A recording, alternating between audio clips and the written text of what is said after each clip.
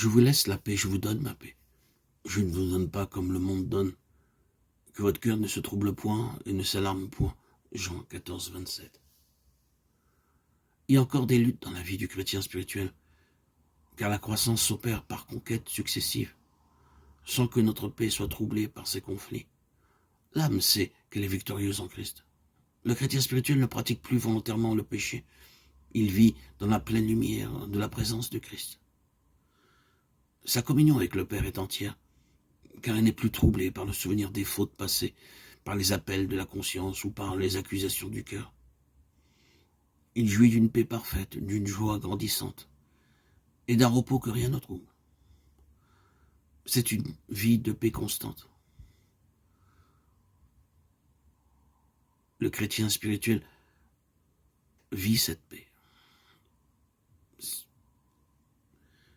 Mais grâce soit rendue à Dieu qui nous donne la victoire par notre Seigneur Jésus-Christ. 1 Corinthiens 15, 57.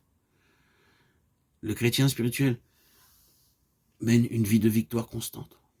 Remarquez que le texte de 1 Corinthiens 15, 57 ne dit pas les victoires, mais la victoire. La victoire de la résurrection implique toutes les autres. Celui qui vous a rendu victorieux sur un péché peut vous faire triompher de tous les péchés. Celui qui vous a gardé du péché pendant un instant peut vous en préserver toute une journée, tout un mois. La victoire sur le péché nous est donnée par Christ, et elle est nôtre, pour autant que nous nous l'approprions. Mais dans toutes ces choses, nous sommes plus que vainqueurs par celui qui nous a aimés. Romains 8, 37. L'apôtre va plus loin encore. Il déclare que nous sommes plus vainqueurs par celui qui nous a aimés. Romains 8, 37. Grâce soit rendue à Dieu qui nous fait toujours triompher en Christ et qui répand par nous en tout lieu l'odeur de sa connaissance. 2 Corinthiens 2, 14.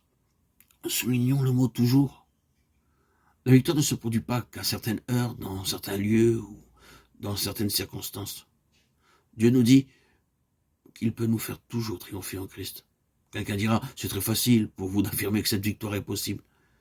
Mais vous ne savez pas que j'ai dans ma famille une personne d'humeur acariâtre qui rend ma vie intenable. C'est vrai, j'ignore les circonstances de votre vie, mais Dieu les connaît. Et c'est lui qui a inspiré à l'apôtre ce mot toujours. Ne voulez-vous pas croire que Dieu vous fera toujours triompher en Christ?